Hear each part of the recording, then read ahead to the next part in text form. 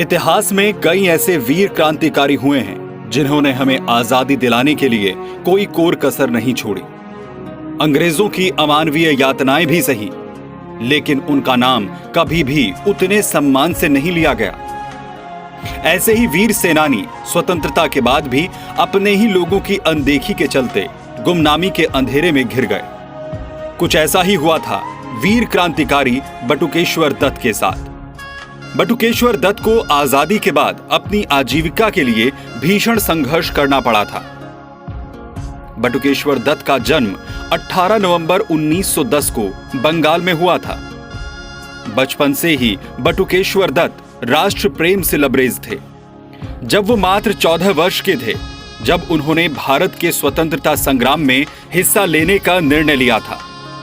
शुरुआती दिनों में बटुकेश्वर दत्त क्रांतिकारियों के संदेशवाहक के रूप में पर्चे बांटने का काम करते थे। बटुकेश्वर दत्त पहली बार तब सबकी नजरों में आए जब दिल्ली विधानसभा बम कांड मामले में उन्हें बंदी बनाया गया। उसके बाद उनका नाम लाहौर केस में भी जुड़ा। बाद में आजादी के दीवाने भगत सिंह, सुखदेव और राजगुरु को फांसी हुई, जबकि बटुकेश्वर दत्त को काला पानी की सजा मिली। फांसी की सजा न मिलने से वे दुखी और अपमानित महसूस कर रहे थे।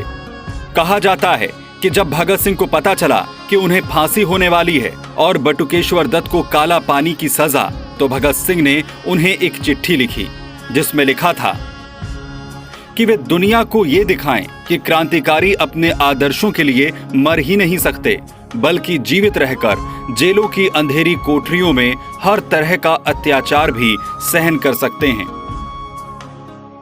बटुकेश्वर दत्त को आजीवन कारावास मिला और काला पानी भेज दिया गया, जहां उन्हें गंभीर शारीरिक यातनाएं दी गई, जिससे वे मरणासन हो गए। अंत में अति गंभीर हालत में उन्हें 1938 में रिहा कर दिया गया। कुछ दिनों में वे स्वस्थ हो गए। 1942 के भारत छोड़ो आंदोलन में वे फिर गिरफ्तार कर लिए गए। उन्हें 4 वर्ष की सजा हुई, लेकिन 1945 में ही रिहा हो गए। आजादी के बाद नवंबर 1947 में बटुकेश्वर दत्त ने शादी कर ली और पटना में रहने लगे, लेकिन उनकी जिंदगी का संघर्ष जारी रहा। बटुकेश्वर दत्त ने आजादी के बाद टूरिस्ट गाइड बनकर पटना में काम किया। कहा जाता है एक बार पटना में बसों के लिए परमिट मिल रहे थे।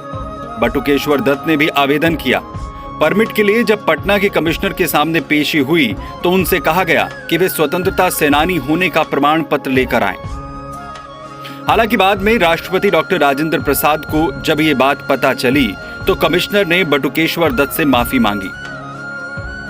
बटुकेश्वर दत्त को अपने मित्र भगत सिंह की समाधि के बगल में ही दाह संस्कार होने की उनकी अंतिम इच्छा थी।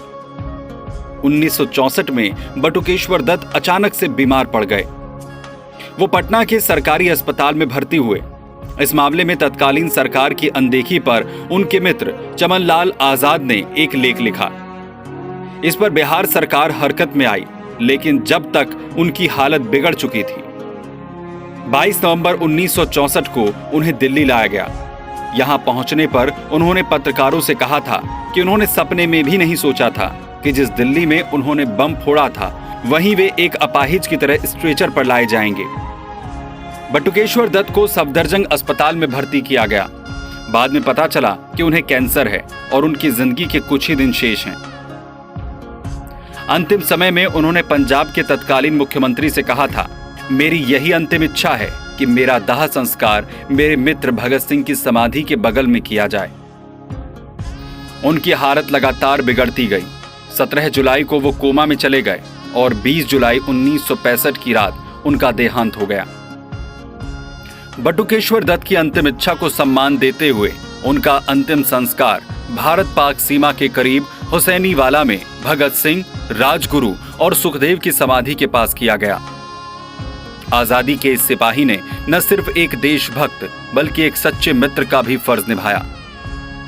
ये देश उनका कर्जदार है। बटुकेश्वर दत्त हमारे बीच नहीं है, लेकिन उनकी स्मृति को अपने दिलों में जिंदा रख हम उन्हें सच्ची श्रद्धांजलि दे सकते हैं। बटुकेश्वर दत्त का त्याग और बलिदान हमेशा इतिहास में स्वर्ण अक्षरों में लिखा जाता रहना चाहिए।